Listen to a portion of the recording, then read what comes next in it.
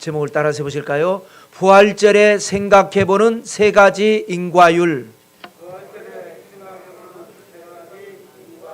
이런 제목으로 말씀 나눌 때에 여러분에게 부활의 기적이 있게 되시기를 주님의 이름으로 축원합니다. 코로나 시대에 우리가 많이 듣는 단어 중에 하나가 인과성이라고 하는 말이 있습니다. 전에는 건강했는데 백신 주사 맞고 여러 가지 이제 부작용이 나타나고 심한 경우는 사망에 이르기까지 했습니다. 그래서 이제 인과성이 있다 없다, 백신이라고 하는 원인으로 인해서 부작용이라고 하는 혹은 사망이라고 하는 결과가 있는 것이다.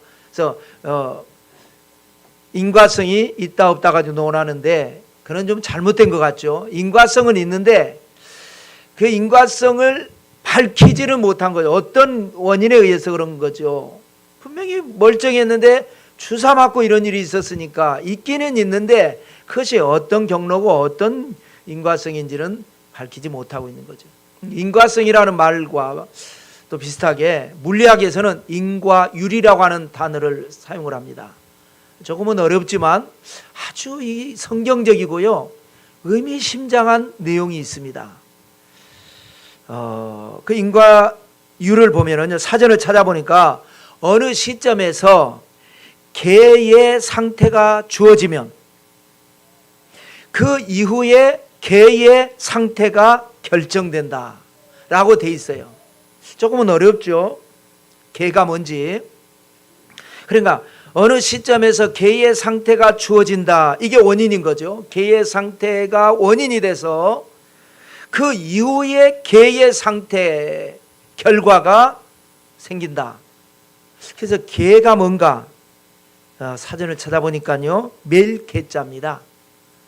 여이거든요. 기역 여이, 개, 멜개자, 묶는다라고 하는 뜻이 있어요. 그러면 이제 성경적으로 한번 찾아보면 마태복음 18장 18절에 주님이 하신 말씀을 한번 읽어보겠습니다. 진실로 너희에게 이르노니 무엇이든지 너희가 땅에서 매면 하늘에서도 매일 것이요 무엇이든지 땅에서 풀면 하늘에서도 풀리리라. 자, 이것도 그러지 않습니까? 매일 개자예요. 무엇이든지 너희가, 우리가 하는 거예요. 땅에서 매면 이것이 원인이 됩니다. 이것이 원인이 되면 하나님이 하늘에서도 우리가 맨 대로 결과를 매주신다라는 거예요. 하늘에서도 매주시고, 또 반대로 우리가 풀면, 푸는 원인을 제공을 하면 하늘에서도 풀어지는 결과가 나타난다. 그래서 우리에게 뭐가 있다 그래요? 묶고 푸는 권세가 있다라는 겁니다. 그래서 우리가 묶을 줄 알고 풀 줄 알아야 됩니다. 우리에게 저주가 다가오면 이걸 묶어버려야죠. 놔두면 안 됩니다. 나사렛 예수님의 이름으로 명하노니 저주는 묶임을 받고 떠나갈지어다. 질병은 묶임을 받고 떠나갈지어다. 묶어버려야죠. 마귀가 역사하지 못하게 묶어야지. 놔두고 난 다음에 도둑이 들어오지 못하게 막아야 되는데 들어오고 난 다음에 나가세요. 왜? 그러면 안 되죠. 바보죠. 112 전화를 하든지 비상벨을 울리든지 소리를 지르든지 어떻게 해서든지 묶어버려야 돼요. 축복도 마찬가지입니다. 축복이 있긴 있는데 보따리에 쌓여 있어요. 선물이 있는데 그냥 놔두면, 장로 속에 새 옷을 놔두면 뭐합니까? 입어야죠. 쌀이 있는데 풀지 않고 놔두면 뭐합니까? 축복이 없는 게 아니라 있는데 풀어놓지 않으니까. 그래서 예수님의 이름으로 하나님의 축복이 풀릴지어다. 풀어놓아 다니게 하라. 내가 풀어야 하나님이 풀어주시죠. 내가 원인 제공을 해야 하나님이 결과를 만들어 주시죠. 그래, 인과율이라는 게 상당히 성경적이다라는 생각을 해봤습니다. 그래, 여러분, 우리가 성경의 모든 것을 보면요, 인과율입니다. 물론 인과라고 하는 단어는 없어요. 그런데 말미암아라고 하는 단어가 833회나 기록되어 있어요. 원인으로 말미암아 결과가 생긴다. 말미암아. 오늘 본문이 5계절이거든요. 5계절 안에서도 3번이나 말미암아가 있습니다. 그러니까 이 원인이 중요한 거예요. 원인은 사소한 것입니다. 사소한 것을 우리가 하면 위대한 큰 하나님의 결과가 맺혀진다. 근데 우리가 참 어려운 것이 알면서도 잘 안 돼요. 내가 원인을 제공을 하면 결과가 있다는 거 압니다. 열심히 공부를 하면은 앞으로 우리가 인생 사는 데 쉬울 거라는 걸 알면서 안 합니다. 열심히 일을 하면 남보다 돈을 더 많이 벌 줄 알면서 게을러지는 게 인간입니다. 그래서 여러분, 우리는요, 황금률도 그렇습니다. 너희가 남에게 대접을 받고자 하는 대로, 이거는 결과죠. 내가 결과를 원하면, 남에게 대접받기를 원하는 결과를 원하면 너희도 남을 대접하라. 너희가 원인 제공을 해라. 사랑받기 원하면요, 사랑을 하면 사랑을 받게 돼 있습니다. 내가 남을 흉보르고 다니고 남을 미워하고 다니고 그러면서 나도 사랑을 받고 싶으면 그게 안 되잖아요.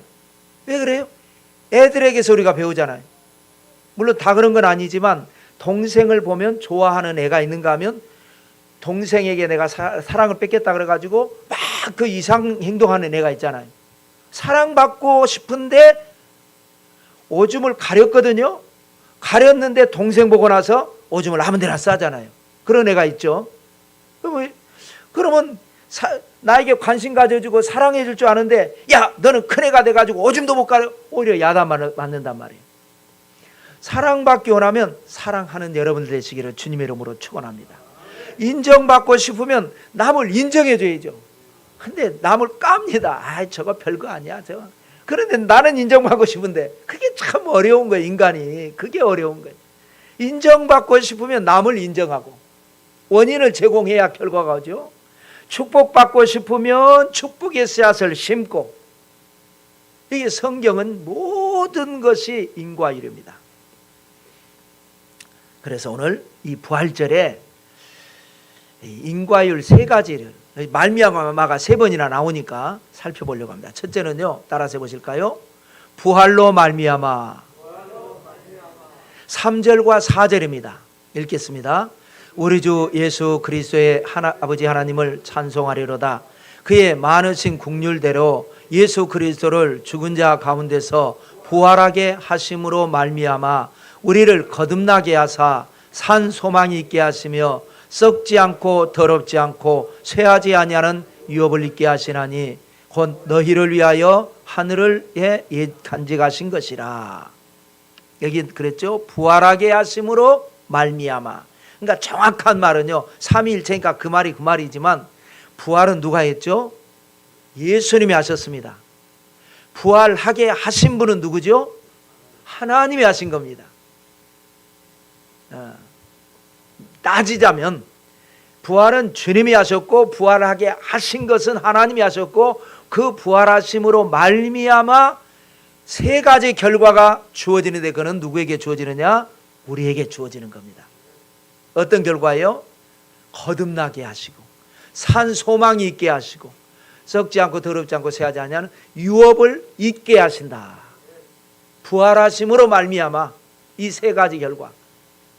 거듭남이라는 게 뭐예요? 이게 이제 계속해서 이제 우리 인생은 언제나 과연미, 신앙 성경을 보면서 언제나 과연미를 보고 할 줄 알아야 됩니다. 과연미가 뭐죠? 과거. 언제나 하나님은 과거를 말씀하시잖아요.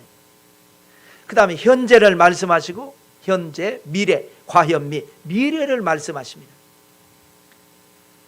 오늘 이것이 계속 그런 패턴이거든요. 부활하심으로 말미암아 우리를 거듭나게 한다. 거듭난다라는 것은 뭐예요? 다시 태어난다라는 겁니다. 이거는요, 과거를 청산한다라는 거예요. 지금까지 우리가 살아왔지만 옛 사람은 죽고 새 사람으로 거듭난다. 과거를 청산한다. 여러분, 왜냐면요, 우리는 과거를 청산하고 싶을 때가 많이 있습니다. 과거가 후회스러울 때 내가 왜 그랬을까? 다시 태어날 수 있다면, 약한 사람은요, 내가 좀 건강하게 다시 태어날 수 있다면 얼마나 좋겠습니까? 가난한 사람은 부잣집에서 내가 태어났다라면 얼마나 좋았을까? 이런 생각을 사람이 한두 번쯤 하지 않겠습니까? 그런데 이게 쉽지 않죠. 쉽지는 않지만, 불가능한 것 같지만, 예수님을 믿음으로 말미암아 우리 옛사람이 죽고 새 사람으로 거듭난다. 이것이 하나님의 약속의 말씀입니다. 그래서 우리가 부활신앙을 가져야 되는 겁니다. 예수님을 믿는다라는 건 뭐냐? 거듭나는 겁니다. 그래서 사람은요, 늘 변화됩니다. 그대로 있지 않아요. 늘 변화됩니다. 사람은요, 어렸을 때는 약했는데 크면서 건강해지는 사람이 있어요. 우리 어머니, 제 기억에는, 어머니 어렸을 때 저는 기억이 없지만, 제가 어렸을 때 어머니는 할머니였어요. 할머니. 골골한 할머니. 나는 할머니인 줄 알았어요. 늘 앓는 소리. 아이고, 아이고, 아이고, 늘 앓는 소리 하셨어요. 아파가지고 골골 100세라더니 지금 아주 그냥 94세인데, 우리 누나들보다 더 건강하시다니까. 내가 이만큼도 거짓말하거나 보탬이 아니에요. 몸만 건강하신 게 아니에요. 정신도 또렷또렷해요. 누나들은 뭐 말하면, 이거 또 들으면 또 누나들한테 혼나는데, 좀 맹해졌어요. 옛날에 똑똑했는데 다들 누나들이. 엄마는 지금도 똑똑해가지고 뭘 봐도 저거 뭐 잘못됐다고 저거 이렇게 하라고, 뭐 물건을 가져오면 이거를 이렇게 놓으면 안 되고 저렇게 해야 된다고 그러고, 그 말 듣고 보면 엄마 말이 맞아요. 정신줄도 아주 또렷하고 행동거지가 똑바르고, 젊었을 때는 굉장히 골골하셨는데 나이 드시면서 건강하게, 어렸을 때 성격이 못됐는데 나이 먹으면서 착해진 사람, 반대로 착했는데 나이 먹으면서 못된 사람도 있잖아요. 사람은 변화되고 있어요. 어렸을 때 별로 안 이뻤는데 나이 먹으면서, 곱게 나이 먹으면서 예뻐지는 사람도 있고, 젊었을 때 뭐 미스 코리아네 뭐네 했는데 뭐 주사 잘못 맞아갖고 선풍기 아줌마가 돼가지고 그러잖아요. 사람은 변화된다고요. 거듭난다라는 게 뭐냐? 옛날에 안 좋았건 좋았건 안 좋은 게 많았겠죠. 옛 것을 다 버려버리고 새 사람으로 태어나는 것. 좋은 사람으로, 건강한 사람으로, 복된 사람으로. 근데 어떻게 그렇게 돼요? 부활하심으로 말미암아 그렇게 된다는 거예요. 그렇게 기적이 여러분에게 있게 되시기를 축복합니다. 그것이 뭐냐면, 거듭난다는 게 뭐냐? 현실적으로는 산소망이라는 게, 그게 산소망. 현실적으로. 여러분, 희망 고문이라는 말이 있죠. 희망을 가지라고 그래서 희망을 갖고 사는데 안 돼요. 희망대로 안 돼요. 안 되니까 고문 당하는 것 같아요. 아주 힘들어요. 그런데 그는 하나님이 없는 사람이 그런 거고, 우리 하나님 있는 사람은요, 소망이 산소망입니다. 살아있는 소망, 성취되는 소망, 반드시 이루어지는 소망. 내가 그 소망을 이루는 게 아니에요. 소망은 내가 갖지만은 그것을 이루시는 이는 하나님이십니다. 그런 현실에 성취되는 것. 그 다음에 세 번째는 뭐예요? 썩지 않고 더럽지 않고 쇠하지 않냐는 유업을 있게 하신다. 이거는 미래가 이루어지는 겁니다. 우리 가까운 미래, 현재로는 아브라함의 유업을 이었습니다. 우리는 아브라함의 혈통이 아니지만 예수 그리스도를 믿음으로 말미암아 접붙임을 받아가지고 유대인들이 받들려고 준비된 아브라함의 축복을 우리가 받는 것입니다. 그리고 천국에 가서는 예수 그리스도의 유업을 잇는 자, 영원한 상급을 받는 자, 이것이 그리스도의 부활하심으로 말미암아 이루어지는 인과율 결과입니다. 자, 그것이 여러분 중요하죠. 그래서 사도 바울도 어떻게 해서든지 내가 부활신앙, 빌립보서 3장 10절 11절을 읽겠습니다. 내가 그리스도와 그 부활의 권능과 그 고난의 참여함을 알고자 하여 그의 죽으심을 본받아 어떻게 해서든지 죽은 자 가운데서 부활에 이르려 하노니. 부활의 권능, 그래 부활에 참여하고자, 부활신앙을 갖고자 우리 사랑관에게 모든 성도님들 부활신앙으로 옛사람이 변하여 새사람 되시기를 주님의 이름으로 축원합니다. 자, 그 다음에는 두 번째로 따라서 해보실까요? 믿음으로 말미암아. 자, 부활은요, 원인 제공을 우리가 하지 않았습니다. 원인 제공은 하나님이 하셨고 예수님이 하신 거죠. 그 결과로 우리가 거듭나고 그리고 또 소망이 있고 그 다음에 유업을 잇는 자가 됐습니다. 그래서 이제는 우리가 그것을 믿음으로 받아들이는 겁니다. 당연한 도리로. 그랬더니 그 믿음이 또 원인이 돼가지고 믿음으로 말미암아 좋은 결과가 생긴다라는 거예요. 그 얘기를 하시는 겁니다. 자, 5절을 읽어보실까요? 읽겠습니다. 너희는 말세에 나타내기로 예비하신 구원을 얻기 위하여 믿음으로 말미암아 하나님의 능력으로 보호하심을 받았느니라. 믿음으로 말미암아 전에도 결과가 있고 믿음으로 말미암아 후에도 결과가 두 가지 결과가 있습니다. 그래서 아까는 과현미였지만 한 번 이제 엮은 다음에는 계속 이제 꼬리에 꼬리를 무는 거니까 현재와 미래로 계속 패턴이 나타나죠. 먼저 현재를 보면 뒤에 부분입니다. 믿음으로 말미암아 하나님의 능력으로 보호하심을 받는 결과가 생기는 겁니다. 우리가 믿을 때에 이 땅에 사는 동안에 하나님의 능력이 나타납니다. 근데 그것도 믿음으로 말미암아입니다. 믿음으로 하지 아니하면 역사가 일어나지 않아요. 여러분, 백부장에게 주님께서 하신 말씀 기억나죠? 내 믿은 대로 될지어다. 백부장의 믿음이 뭐였어요? 우리 집에 오시지 말라는 믿음이에요.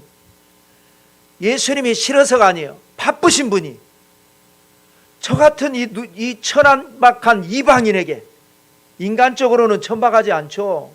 정복자니까, 장교니까, 부하들을 거느린 자니까 잘나고 똑똑한 사람인데, 영적으로 보면 아이고, 나 같은 사람에게 예수님이 왜 우리 집에까지 오십니까? 저도 이 장교라서 부하들에게 명령 한마디면 착착 움직여지는데 내 집에 오심을 감당하지 못하겠습니다. 오시지 마세요. 번거롭게 오시지 마세요. 그냥 말씀 한마디만 해주시면 내 하인이 낫겠나이다. 이게 백부장의 믿음이에요. 주님이 깜짝 놀라신 거예요.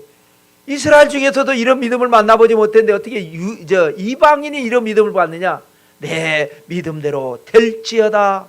그 말씀 한마디에 하인이 중병을 앓고 중내산에 하다가 벌떡 일어나 버렸어요. 기적이 일어났어요. 비교를 해볼까요?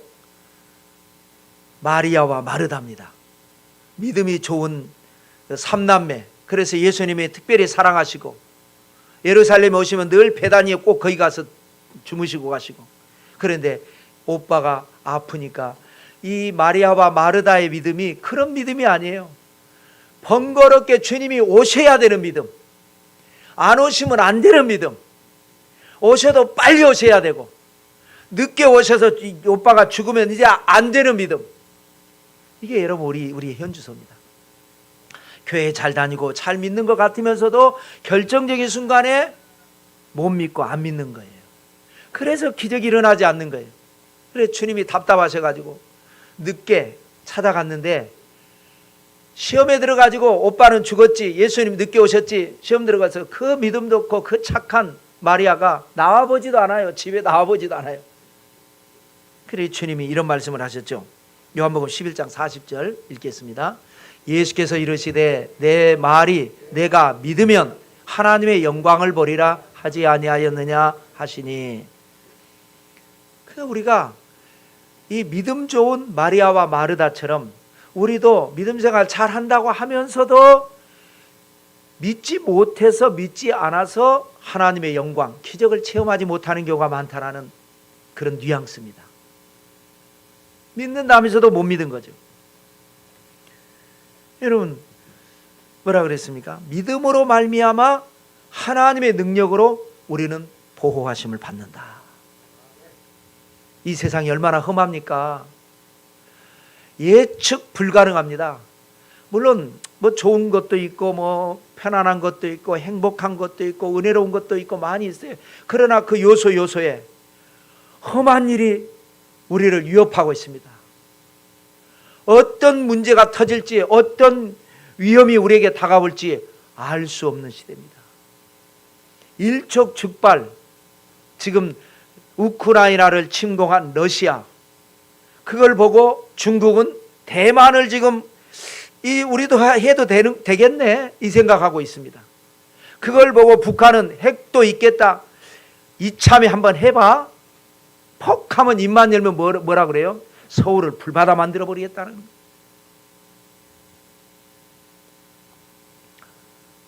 그런 일이 안 일어나겠죠. 근데 사람 일이라는 게 아차 하는 순간에 1차 세계대전도 아무런 이유가 없었는데 세르비아에 총 한 발, 그것 때문에 오해가 생겨서 그 아무것도 아닌 건데 그걸로 인해서 1차 대전이 일어나서 수많은 사람이 죽었지 않습니까? 안 그러려는 법이 어디 있습니까? 지진이 일어나면 어떡합니까? 강도가 들어오면 어떡합니까? 우연한 기회에 일하다가 높은 데서 떨어지면 어떡합니까? 위험의 요소는 요소에 있습니다. 그러나 우리 믿음의 사람은 믿음으로 말미암아 사는 거예요. 믿음으로 살면 무슨 일을 만나든지 하나님의 능력으로 보호해 주실 줄로 믿습니다. 약속했잖아요. 천인이 내 곁에서 엎드러지고 만인이 내 우편에서 엎드러질지라도 이 재앙이 내게 가까이 하지 못할 것이다. 아무것도 염려하지 마라, 두려워하지 말라, 놀라지도 마라. 우리는 믿으면 됩니다. 하나님이 불꽃 같은 눈동자로 나를 지키고 계신다. 내 안에 성령이 함께 하신다. 여러분 믿음으로 승리하시기를 주님 이름으로 축원합니다. 그 다음에 그 앞부분에 무슨 말씀이 있었느냐면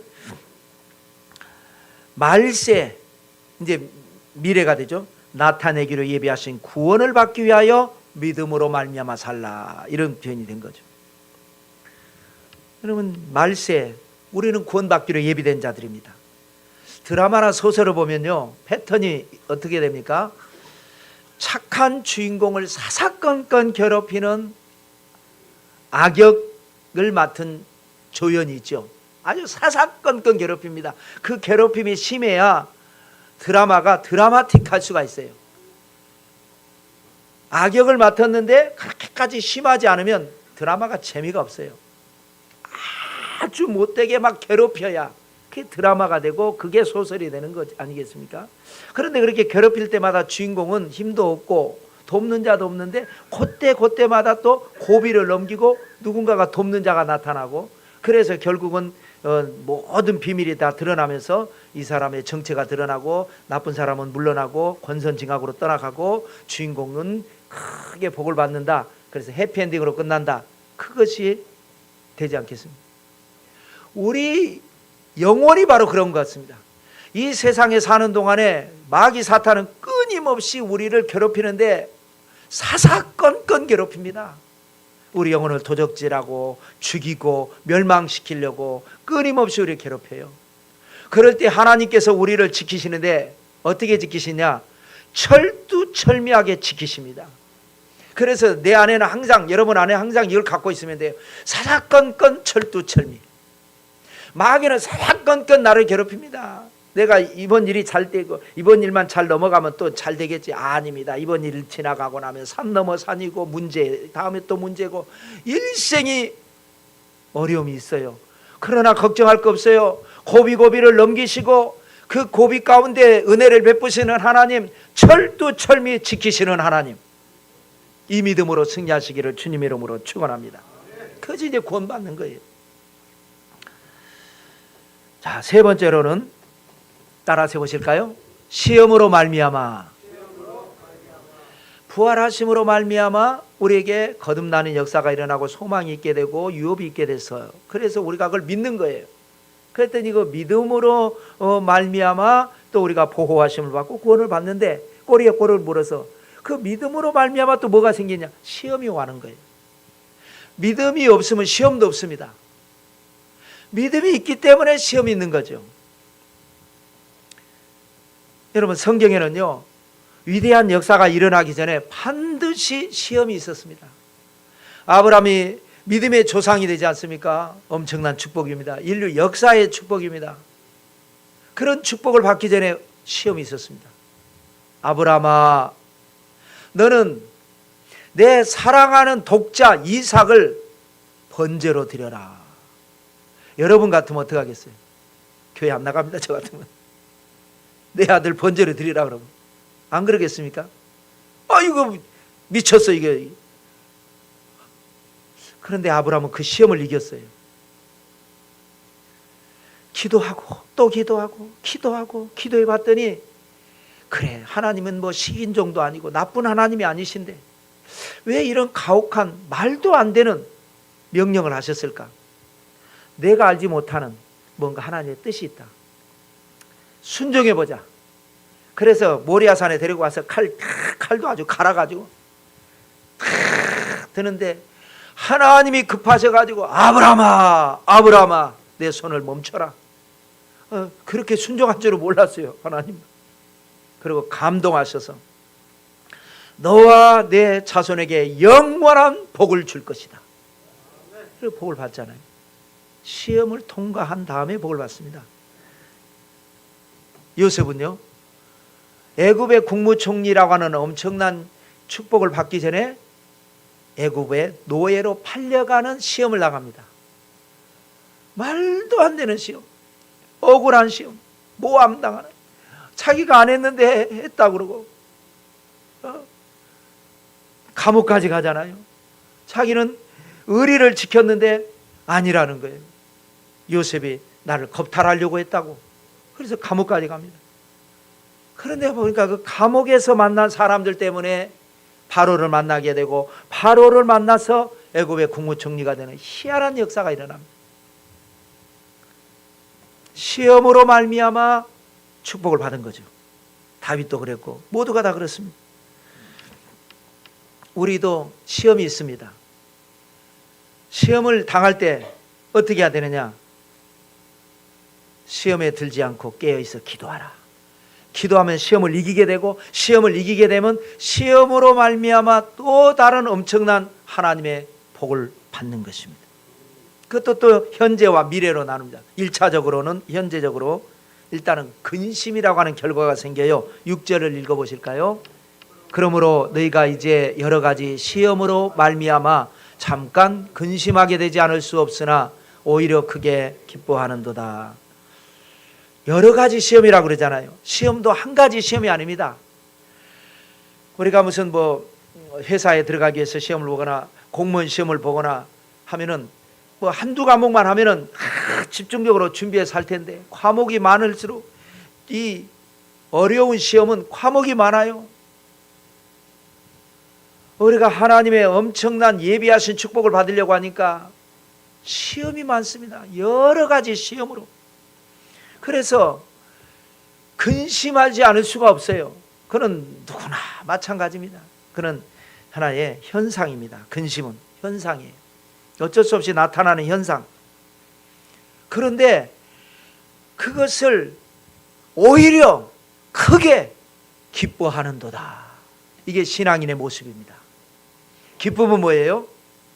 근심은 현상입니다. 어쩔 수 없이 나타나는 현상. 기쁨은 뭐예요? 의지입니다. 내 의지, 나의 마음의 자세, 나의 결단, 나의 신앙입니다. 근심이라고 하는 현상이 나타나니까 근심하는 것이 아니라, 근심이 있지만 오히려 기뻐하는 것. 이게 이기는 거죠. 여러분, 전기가 나갔다고 해서 캄캄한 상태로 살면 안 됩니다. 발전기를 돌려서 불이 들어오게 해야죠. 인큐베이터의 어린애들 병원에 어떻게 합니까? 그러니까 그건 자동 시스템입니다. 병원 같은 데는 전기가 한전에서 이 지역적으로 전기가 나가더라도 병원에서는 팡 나가는 순간 1초, 2초 사이에 펑 해가지고 전기가 들어오게끔 해놓은 거죠. 시험으로 말미암아 근심이 오면은 근심하게 살면 안 되죠. 근심하지 않을 수는 없지만, 필연적이지만 내 의지적으로 크게 기뻐하고 할렐루야, 좋은 일이 일어나려는가 보다. 기뻐하는 여러분 되시기를 주님의 이름으로 축원합니다. 그 2차적으로는 이제 미래인데요. 7절을 읽어보겠습니다. 너희 믿음의 확실함은 불로 연단하여도 없어질 금보다 더 귀하여 예수 그리스도께서 나타나실 때에 칭찬과 영광과 존귀를 얻게 할 것이니라. 칭찬과 영광과 존귀를 얻는 비결이 뭐라고요? 시험으로 말미암아 얻는다라는 거예요. 근데 이 칭찬과 영광과 존귀를 말을 할 때 뭐라고 그래요? 금보다 더 귀한이라고 했습니다. 왜냐하면 여러분, 칭찬이라는 건요, 입에 발린 칭찬도 있잖아요. 근데 금보다 더 귀한 칭찬은 뭐냐? 그거는 입에 발린 칭찬이 아니라 진짜 칭찬이라는 겁니다. 그는 공신력 있는 칭찬. 우리가 흔히요, 사람이 하는 칭찬은요, 물론 좋죠. 그러나 그는 그 칭찬은요, 나쁜 목적일 때가 많습니다. 나쁜 목적일 때가. 예를 들어서 제가 옛날엔 등사기라 그래가지고, 요즘 뭐 컴퓨터로 다 인쇄 프린트 해버리잖아요. 옛날에는 먹지에다가 써가지고 그거를 선생님이 써서 시험 문제를 쓴다든지 뭐를 하면은 통지문도 그렇고 써서 그 판에다 놓고 먹물을 한번 롤러로 한번 갖다 놓으면은 한 장씩 나오잖아요. 그거 하는 게 힘들어요. 뭐 하다 보면 먹물도 못 치고. 선생님이 하기 힘드니까 시킨다고요. 그럼 이거 하잖아요. 누구나 할 수 있는 거잖아. 아유, 잘하는데, 아주 잘하네. 그럼 막 신나가지고 하는 거예요.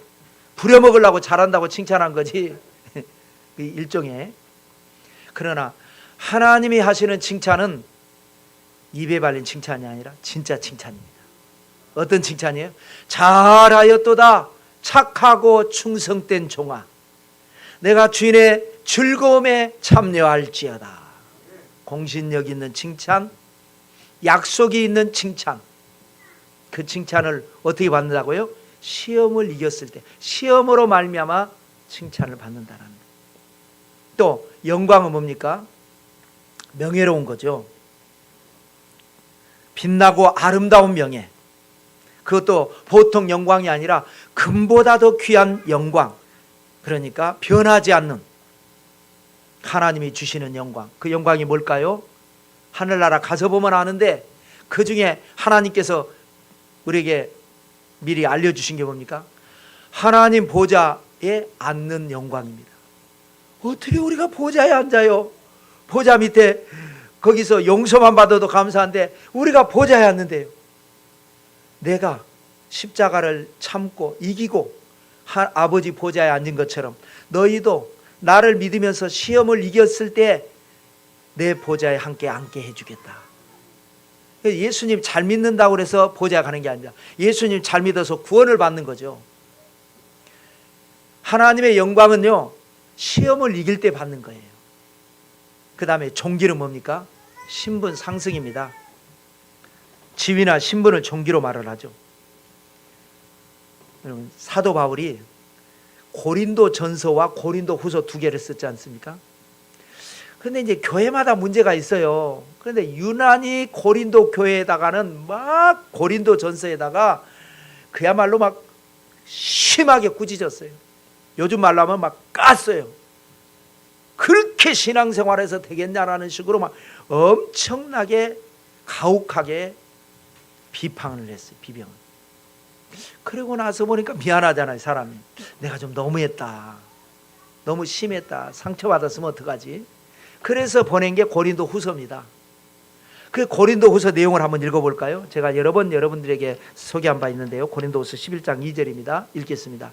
내가 하나님의 열심으로 너희를 위하여 열심을 내노니 내가 너희로 정결한 처녀로 한 남편인 그리스도께 드리려고 중매함이로다. 그러니까 그래, 관점에 따라 달라. 너희가 다 잘못한 게 아니라 잘하고 있지만 또 잘못한 부분도 있어서 내가 지나치게 너희들을 나무랬는데, 한편으로 생각해 보면 또 좋은 쪽으로 생각해 보면 잘하고 있어.